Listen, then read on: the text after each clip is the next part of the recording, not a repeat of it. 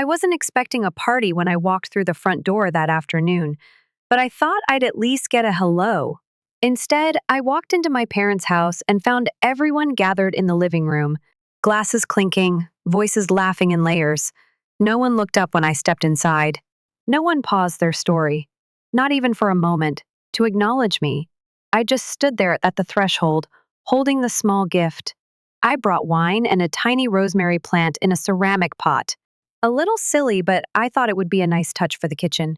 It took almost 3 minutes before my younger brother, Daniel, finally glanced over and said, "Oh, hey, you made it," with all the enthusiasm of someone noticing a fly in the room.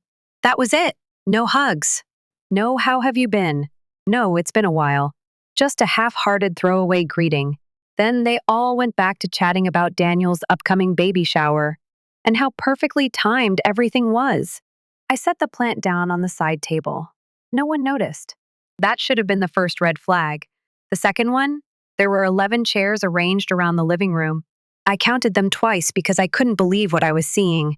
11 chairs, 12 people, and guess who didn't have a seat? That's right, me. It wasn't like they didn't know. I was coming. My mom had texted me 2 weeks ago, practically begging me to show up for Daniel's mini celebration before the official baby shower next month. She said she wanted the whole family there, said it would mean a lot to her. So I rearranged my work schedule. I canceled a client meeting. I made sure to pick a decent outfit, bought that stupid rosemary plant because she once said she wanted to start a little indoor herb garden.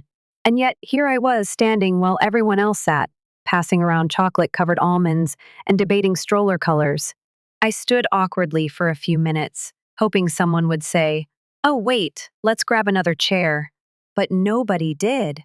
In fact, when I quietly pulled a dining chair from the next room and brought it in, my dad looked at me like I'd broken the sacred flow of furniture arrangement. He didn't say anything, but he didn't need to. That look said it all. I was an inconvenience. When I finally sat down, I noticed something else. My mother was passing out little cards, elegant cream-colored envelopes with delicate bows. Everyone got one. Everyone. Except me. I stared at her, waiting. She avoided eye contact. I tried to smile, tried to joke. Did mine get lost in the mail? She laughed in that brittle, tight-lipped way she does when she doesn't want to explain herself. Daniel's wife, Casey, leaned over and whispered, "They're family blessing cards. Don't worry, it's nothing personal. Nothing personal." That phrase echoed in my head for the rest of the evening. When dinner was finally served, I helped set the table. I poured drinks. I cleared plates. I even offered to drive Grandma home after dessert.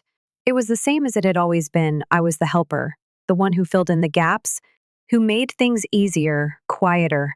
It wasn't until I went to wash my hands in the upstairs bathroom that I saw it. My father's office door was slightly open, and his computer screen was still on. Now, listen.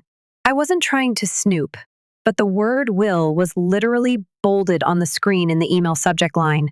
You'd have to be blind not to see it. I paused. Something in my gut twisted. I stepped closer, and that's when I saw the email chain between my parents and their lawyer. Subject: finalizing the family estate. Body: confirming the removal of Ava from primary beneficiary status as discussed. Adjusted allocation to Daniel and future heirs in accordance with your request. There was more, but I couldn't breathe long enough to keep reading. Removed from primary beneficiary. Because I wouldn't have kids, it didn't take a genius to connect the dots. Over the years, my parents had made more and more offhand comments about legacy, about continuing the bloodline, about how Daniel and Casey were doing it right by settling down and starting a family. I'd always known they were disappointed I didn't take the traditional route: marriage, children, suburbia. But I never thought they'd actually punish me for it. That night, I didn't confront anyone. I didn't scream or cry or throw accusations. I just left quietly after dinner, hugging my grandmother and thanking her for the butterscotch cookies she'd wrapped for me. I got into my car, turned on the radio, and sat in silence for a full 10 minutes. I kept thinking, was this what it came down to? That I was only ever valuable if I reproduced? That all my years of loyalty, support, and sacrifice meant nothing because I hadn't given them a grandchild? The next day, my mom texted me, "Thanks for coming yesterday." Sorry if you felt a little out of the loop. Daniel's big day has us all so excited. I didn't respond, not immediately anyway, because what they didn't know is what I planned to do next. The truth is, that moment didn't come out of nowhere. It wasn't some sudden twist in an otherwise loving relationship. It was just the first time they'd been careless enough to write it down. The first time I had something concrete, a screen, a sentence, a fact, something undeniable to hang all the little wounds on. But those wounds had been there for years. I used to think I was paranoid, oversensitive, dramatic, because nothing they did was outright cruel, at least, not in the obvious ways. There were no screaming matches, no slammed doors, just a constant, quiet current of being less celebrated, less considered, less wanted. I grew up in the same two-story house in the suburbs where my parents still live. My brother Daniel is 4 years younger than me. From the beginning, he was the golden boy. He had this smile that could make strangers reach into their pockets and offer him candy. He was adorable, charming, athletic. Teachers loved him. Neighbors loved him. And my parents? They practically worshipped him. I, on the other hand, was a quiet kid, bookish. A little shy, I got good grades, never caused trouble, never asked for much. But somehow, I always felt like a placeholder, like someone they tolerated, not celebrated. When I made the honor roll in 8th grade, my mom looked up from folding laundry and said, "Good job, sweetie." Then she went right back to sorting socks. When Daniel scored his first goal in soccer, they threw him a party. It was always like that. One Christmas, the first saved up my allowance to buy my dad a real leather wallet, because the one he used was falling apart. Daniel drew a stick figure comic of our family with markers and glitter. Guess which gift got framed and hung in the hallway? Even back then, I told myself stories to make it easier. They just think he needs more encouragement. He's the baby, they're just trying to protect him. I repeated these things like mantras, hoping they'd quiet the ache. They didn't. I got into college on a full scholarship. I was the first person in our family to do that. When I came home with my acceptance letter to UC Berkeley, my parents smiled and said, "That's great. But have you thought about staying closer to home? What if you get lonely?" When Daniel got into community college 2 years later, they posted about it on Facebook like he'd been accepted to MIT. Still, I kept trying. I called. I came home for birthdays, Mother's Days, Christmases. I never missed a holiday, even when I was swamped with finals or working overtime shifts. When my mom had knee surgery, I drove 3 hours after work to sit by her bed and bring her magazines. When my dad got laid off, I quietly transferred money into their account, no questions asked. I covered groceries, utility bills, even Daniel's car repair once. I didn't tell anyone. I just did it because that's what family does, right? That's what I told myself every time I felt that familiar sting of being forgotten. And yet, the forgetting kept happening. The worst part? It wasn't just what they did, it was what they didn't do. They didn't ask how I was. They didn't check on my deadlines, my life, my feelings. Every conversation revolved around Daniel's new job, his wedding, his mortgage, and now his baby. They never asked if I wanted a baby. That was the thing that made me laugh, bitterly, when I finally calmed down after reading that email. All this resentment over me not having children, and yet no one ever asked me why. Because I did want kids once. I did picture a future filled with bedtime stories and backpacks and messy kitchens. But life doesn't always cooperate with our plans. My partner of 5 years, Rachel, and I split after we realized we wanted different things. She wanted to move overseas and travel. I wanted stability, a home, a quiet kind of love. We parted ways with tears and silence, and I've been on my own ever since. And yes, I considered fertility options. I'd even visited a clinic once. But the truth was, I didn't want to do it alone. Not because I couldn't, but because I'd spent so much of my life alone already. I didn't want to bring another human into this world out of a sense of obligation or to fill some void. Still, I never told my parents any of this. I didn't think I had to. I thought they'd see me, know me, care enough to ask. Instead, they saw a blank space in their legacy plan and decided to erase me. That realization sat in my chest like a stone for days. I went to work. I answered emails. I smiled at clients. But inside, I was somewhere else entirely. I kept remembering these little moments sharp as glass. My dad saying, "When are you going to give us grandkids already?" At Thanksgiving while passing the cranberry sauce. My mom chiming in with, "You don't want to be alone forever, do you?" As if loneliness was the worst sin imaginable. They never asked if I was happy. They just assumed I was broken. And maybe I was. But not in the way they thought. One night, about a week after that family gathering, I got a call from my Aunt Karen. She's my mom's older sister, and she's always been the one adult in the family who treated me like a person, not a puzzle piece. She said, "Hey kiddo, just checking in. I know things felt off at the party. You okay?" That's when it all spilled out. I told her everything, the email, the will, the way I'd been cut out like an extra line on a budget sheet. She was quiet for a long moment. Then she said, "Ava, I'm going to tell you something that might hurt, but I think you already know it." I held my breath. You've been giving and giving to people who only know how to take. And the minute you stop giving them what they want, they'll convince themselves you were never valuable to begin with. But that's not your fault, that's theirs. I cried harder than I had in years. Because deep down, I knew she was right. I'd spent my entire adult life trying to prove that I was good enough, lovable enough, useful enough. I thought if I gave enough time, money, care, they'd eventually see me. But now I saw the truth. They didn't want to see me. They wanted to mold me. And when I refused, they decided I was disposable. So that night, as I sat on my apartment floor with a blanket over my lap and cold tea in my hands, I made a promise to myself. I was done being useful. I was done being available. And I was done pretending like it didn't hurt. From the outside, nothing looked different. I still showed up to Sunday dinners. I still answered texts. I still smiled when my mother handed me another Tupperware of leftovers like she was doing me a favor.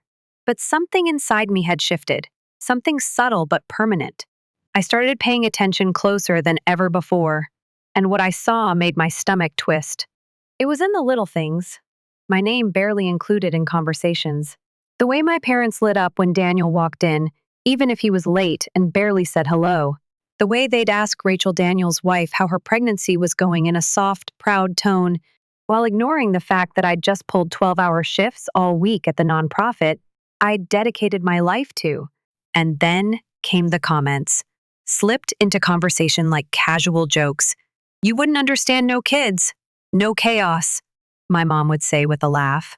Or worse, my dad, waving his fork at me during lunch. "Still no +1? You're not getting any younger."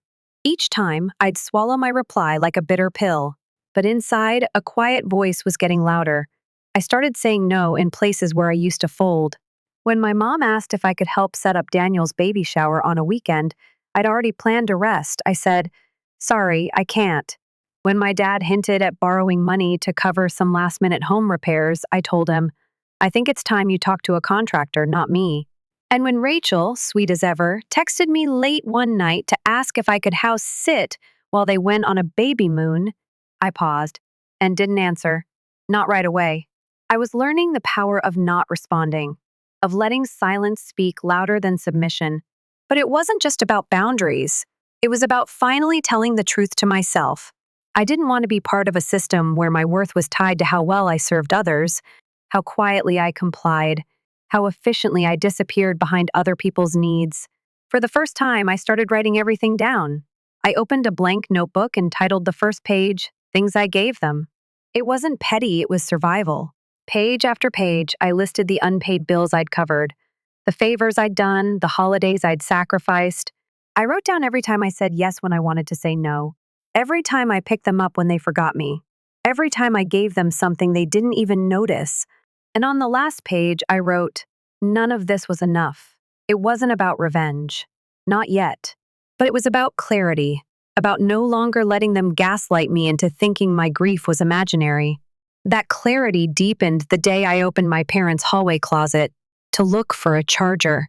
I was at their house dropping off groceries they claimed they didn't need but still expected, and the charger for my phone had died. I opened the closet absent-mindedly, and there it was.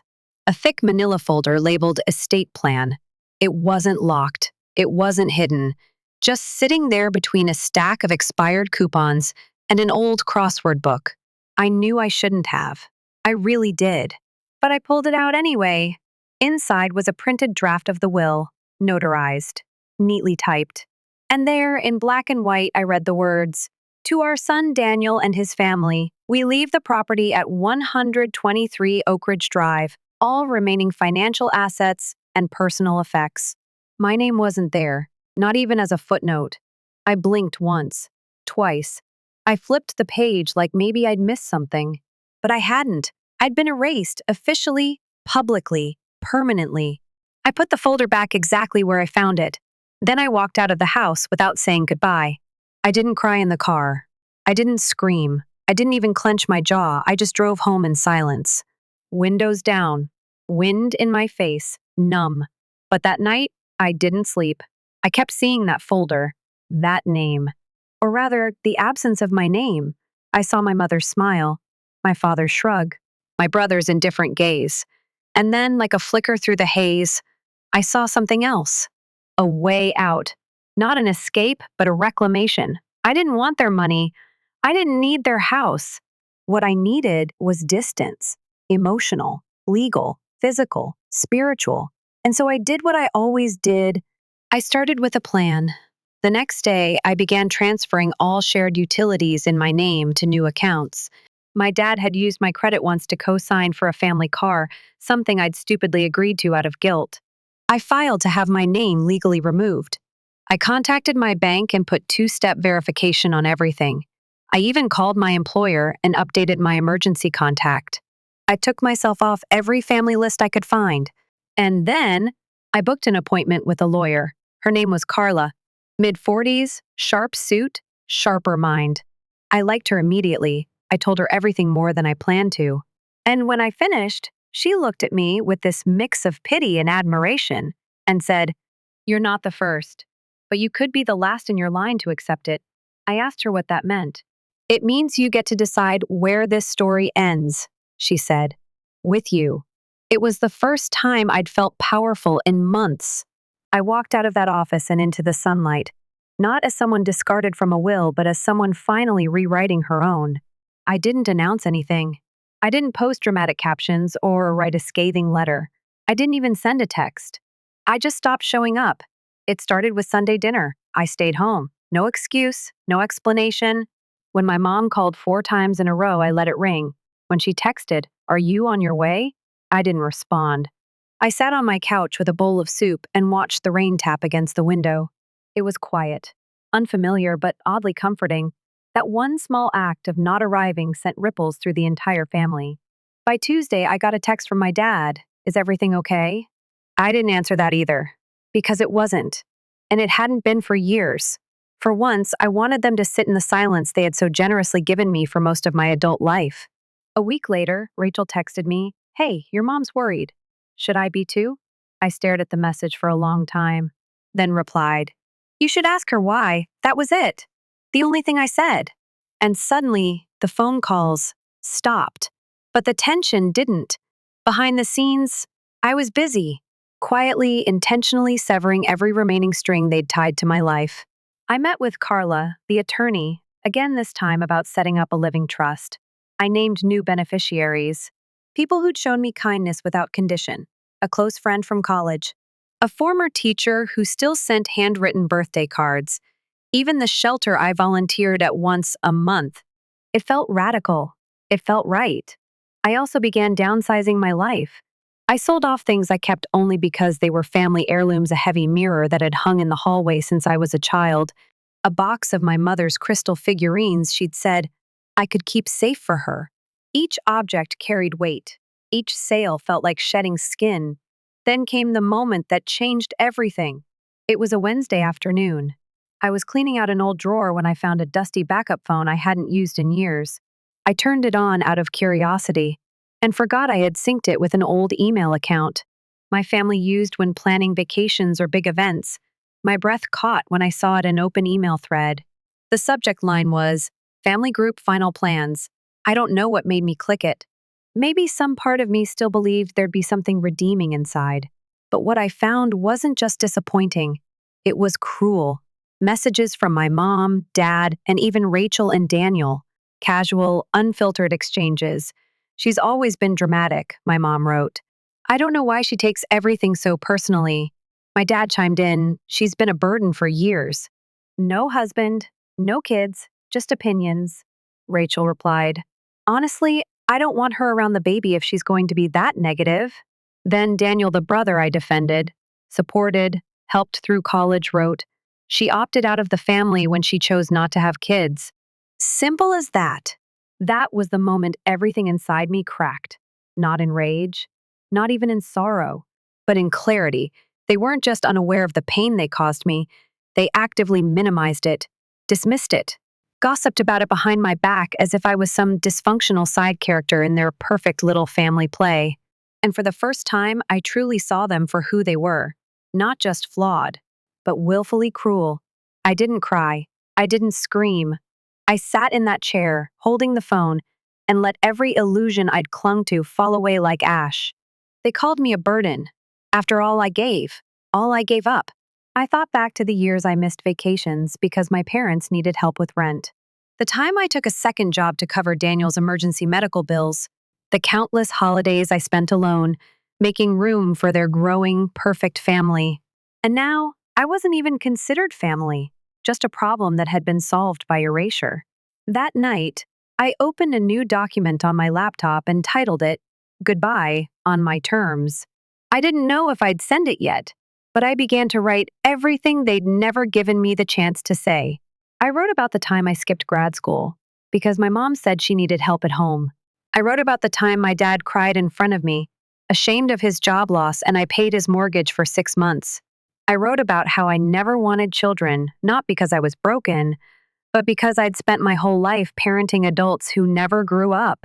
And then I ended it simply, I won't be your shame anymore. I won't be your plan B. I won't exist only when it suits you. I'm done. And I'm free. I didn't send it, not yet, but writing it made me feel like I'd taken the first full breath in years. Days passed. The silence between us stretched into something permanent, like a void that no one wanted to cross. But the universe has a way of testing you. 2 weeks later, my father showed up at my apartment unannounced. He stood at my door like nothing had happened, holding a box of pears from the market. Thought you liked these, he said, as if that fixed anything. I didn't invite him in. We stood in the hallway. He looked uncomfortable, as if I was supposed to make this easier for him. I just want to talk, he said. I raised an eyebrow. About what? He hesitated. About the family. About what's going on? You mean about you calling me a burden? I asked, my voice flat. His face paled.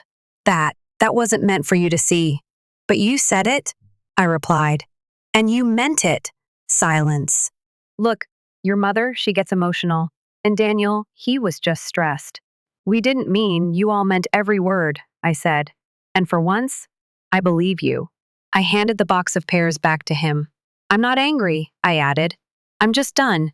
Then I closed the door, gently, quietly, completely. And this time I didn't wait for the knock. The invitation came exactly 1 week later, cream-colored envelope, embossed with silver leaf. Sent via express courier, like it was some kind of royal decree. Rachel was throwing a baby shower. For her second child, I opened the envelope slowly, not out of anticipation, but disbelief. Inside was a formal card with delicate cursive writing. We're excited to welcome another blessing into our family.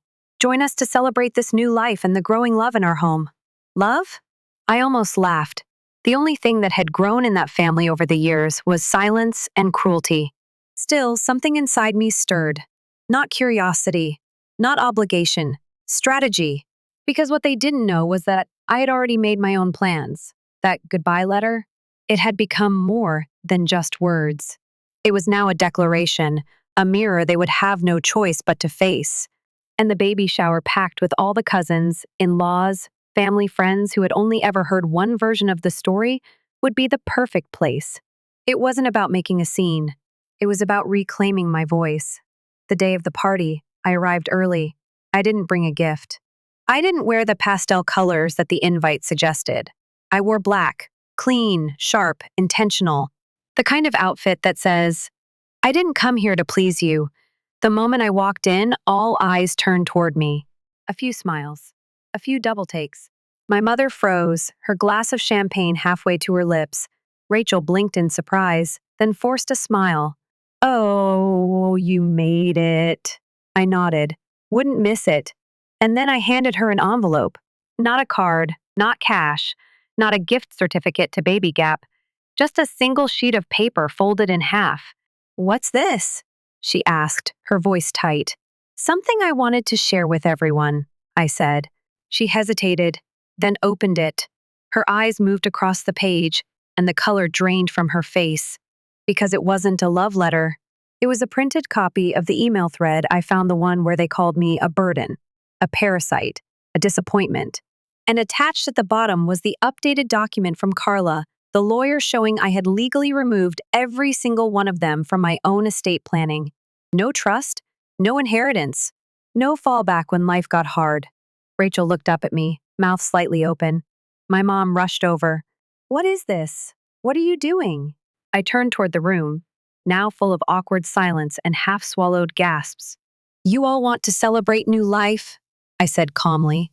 Let's also acknowledge what it costs to keep yours comfortable. I held the room in my gaze, steady and unflinching. For years, I gave you everything I had: my time, my money, my peace. I skipped school, postponed my career, watched over your kids, paid your bills, all because I thought love meant sacrifice. But it turns out, love has always been conditional in this family. Whispers. Shifts in chairs. Someone at the back stood up and quietly walked out. I continued, voice still composed. When I decided not to have children, it wasn't a rebellion. It wasn't selfishness. It was the first real decision I made for myself. And that made me a threat. Not a daughter. Not a sister. Just a burden.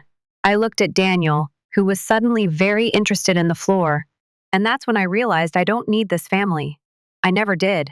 Because if love disappears the moment you say no, then it was never love at all. Rachel stammered, This isn't the time or place. Oh, I think it's exactly the time and place, I cut in, without raising my voice. This is the room where you all pretend to love each other, where appearances matter more than truth. So I'm offering you the one gift you've never given me, honesty. I placed another stack of papers on the gift table. Copies for anyone who wants to read the truth, I said. Then I turned to leave. My mom grabbed my arm. You're being dramatic. We didn't mean it. I looked at her hand on my arm. I used to believe that, I said softly, but I've grown up now. And I walked out. No tears, no yelling, just the sound of my heels on the tile and the weight of 100 expectations falling off my shoulders. That night, I got 2 messages. One from my cousin Melissa, the first read it. I'm so sorry. I had no idea. And one from Rachel, you ruined my day. I didn't reply to either. Because for the first time in my life, I wasn't here to fix what others broke. I was finally letting them sit with the wreckage they created. The fallout wasn't immediate, but it was inevitable. The baby shower debacle became family folklore within 48 hours. Not because I shouted, not because I caused a scene, but because I dared to speak, calmly, publicly, truthfully. Rachel didn't talk to me after that, neither did my mother, but they did talk to everyone else. Word trickled back through aunts, cousins, even old family friends who hadn't seen me in years. The narrative twisted. Predictably, I was unstable, ungrateful, jealous. But here's the thing about truth, it doesn't need to be loud to echo. People began asking questions, especially after Melissa shared the documents with a few relatives. A couple of them reached out. Not many, but enough. Enough to remind me I wasn't crazy. Enough to confirm I wasn't alone. And then came the first real consequence. Daniel's business, partially funded by my father's pension and a private loan taken out against the family property, hit a snag. A bad deal, a supplier lawsuit. Suddenly they needed liquidity. They went looking for the safety net, only to realize it had vanished, because I had already redirected the trust fund my grandfather had left in my name, legally, irrevocably. And without it, they had no fallback. I got the first call from my mother on a Thursday morning. It was early 6:42 a.m., and my phone buzzed insistently like something was on fire. I didn't answer. The second call came at 6:46. Then a text. We need to talk, please. It's important. I let it sit. That afternoon, a voicemail came in from Daniel. Hey, look, I know we've had our differences, but this isn't about the past. Rachel and I are in a tight spot. Could we meet for coffee? I didn't respond because, for once, I wasn't available to be the rescuer. I wasn't the financial safety valve, the built in therapist, the one who always canceled her life to bandage someone else's. Instead, I walked through my apartment barefoot, sipping tea, watching the rain paint soft rivers down the windows. There was peace in the stillness, and something I hadn't felt in years: relief. Not revenge. Not yet. Just relief. Then the gossip changed course. I heard through the grapevine that Rachel had broken down at a brunch, crying that her own sister left her to drown, that it wasn't supposed to be this way. I think that was the first time I smiled in weeks, because it was, in fact, exactly the way it was supposed to be. You see, when people show you who they are, and you finally stop giving them what they never earned, it's not cruelty, it's clarity. Their panic wasn't about losing me. It was about losing control over me. Meanwhile, I had quietly started building my new life. I found a part-time consulting gig, remote work, flexible hours. I wasn't rich, but for the first time, I was working for myself and not funneling my paycheck into someone else's mortgage, medical bills, or childcare costs. I signed up for a writing class, joined a book club at the local library. I even bought myself a secondhand bike, the same model I'd once begged for as a teenager but never got because Rachel needed braces. Riding it through the park that weekend, wind in my face, the world felt wide again. And then came the final push. Aunt Julia called. She'd always been the black sheep, the one who never married, the one my mom mocked for still living in a condo like a college student. But I'd loved her growing up. She was the only one who saw me not as Rachel's sister or mom's backup daughter, but as myself. She said, I read what you shared, and I'm proud of you. I almost cried. Then she added, your mom and Rachel are trying to spin it, but people are starting to see through them. And you know what? They're terrified. I sat with that for a moment, not in triumph, but in quiet, steady knowing. And then she said, you ever think about getting out of that city? I've got a place by the coast. Guest room's yours if you need a reset. I moved in a month later. It wasn't forever, just long enough to breathe, to sleep without grinding my teeth, to write again. I started journaling at sunrise, something I hadn't done since college, not for an audience, just for me. And slowly, something shifted. I realized I wasn't angry anymore, not in the way I used to be, because the further I got from them, the less space they took up in my body. I still remembered, but the remembering wasn't razor-edged. It was soft, blurry around the edges, like an old bruise you forgot to keep checking. Then one day my mom showed up, unannounced. Aunt Julia opened the door. I was in the back garden, watering potted basil when I heard the voice. I just want to talk. I wiped my hands on my shirt, walked to the door, and saw her standing there like a ghost. She looked smaller, older. Her makeup was lighter than usual, and her eyes had that glassy, desperate sheen. Can I come in? She asked. I looked past her at the rental car parked awkwardly in the driveway. She must have driven 5 hours. I thought of all the times I showed up for her, and I said, no, not cruel, just clear. She looked startled. I just wanted to say maybe we didn't do everything right, but you didn't have to humiliate us. I tilted my head. You mean tell the truth? She flinched. We were just trying to protect you, she said, voice barely above a whisper. I didn't argue. I just said, I'm protecting myself now. Then I stepped back, and Aunt Julia gently closed the door.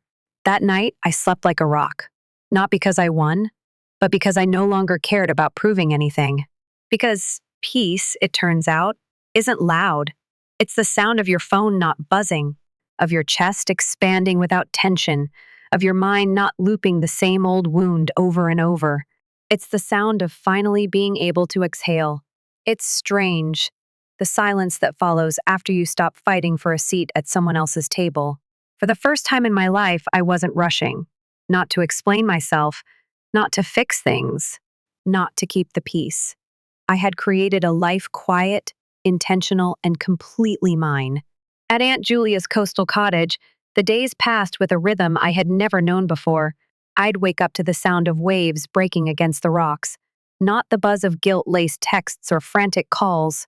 I brewed my own coffee, took walks without my phone, and let my thoughts unfold at their own pace. There was no more talk of babies, no more glances heavy with judgment, no more sighs of disappointment. No one rolled their eyes when I spoke. No one treated my decisions like something to fix. And in that silence, I started to hear myself again. Not the version they sculpted out of shame and duty, but the woman I'd buried under years of compliance. Her voice was firmer than I remembered, calmer too, and for the first time, she didn't ask permission to be here. I started freelancing more. Nothing big, mostly editing work, some research consulting. It didn't make me rich, but it made me whole. Each invoice I sent out felt like a quiet rebellion, a declaration that my time was mine now. Then came the small joys, the kind I never allowed myself before. I planted herbs and actually kept them alive. I learned how to bake badly at first, until I found the rhythm. I made new friends, not transactional ones, real people, women who asked how I was doing and actually waited for the answer. And maybe that's when it hit me what I was missing all along wasn't a family. It was belonging. It was never about being loved by them. It was about loving myself without them. Months passed. Then a year. My father's health began to decline, I heard. Rachel was overwhelmed, juggling 2 kids, a mortgage, and a now flailing business that no longer had my quiet subsidies. They reached out again. An email from Rachel, subject line, "Let's move forward." She wrote about the importance of family, how we all made mistakes, and how Dad isn't doing well, and we should come together. She never mentioned the will, or the note, or the years of manipulation. Just, let's forget the past.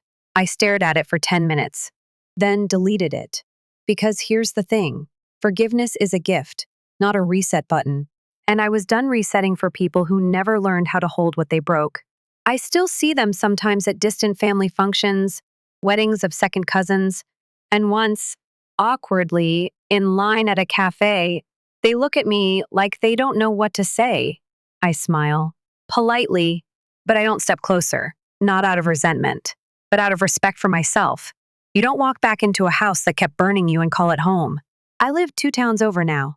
Aunt Julia and I still get dinner every Friday, grilled vegetables, a glass of wine, and always some kind of pie. She calls it our ritual of reclamation. Some Sundays, I host a small group of women who've been through similar family battles. We don't sit around complaining. We share, we heal, we laugh. We remind each other that walking away isn't weakness, it's wisdom. And I still get asked sometimes, don't you ever regret not having children? My answer? No. Not because I never imagined motherhood, but because I refused to make that choice out of coercion or guilt. If I ever become a mother, it will be because I want it, not because someone else decided I should. That, to me, is the real definition of family. People who honor your choices, not punish you for them. My inheritance was taken away, but I inherited something far more valuable: freedom. Freedom from expectation, from control, from the lie that I was only valuable if I gave them what they wanted. And what did they inherit? Each other. The roles they fought so hard to protect. The illusion of control. The emptiness that follows when you push away the one person who only ever gave you love without conditions. The funny thing is, I never needed the money. I just needed to know I mattered. And now, I don't need them to tell me that, because I've seen who I am when no one is watching. And she is enough. Always has been. Always will be.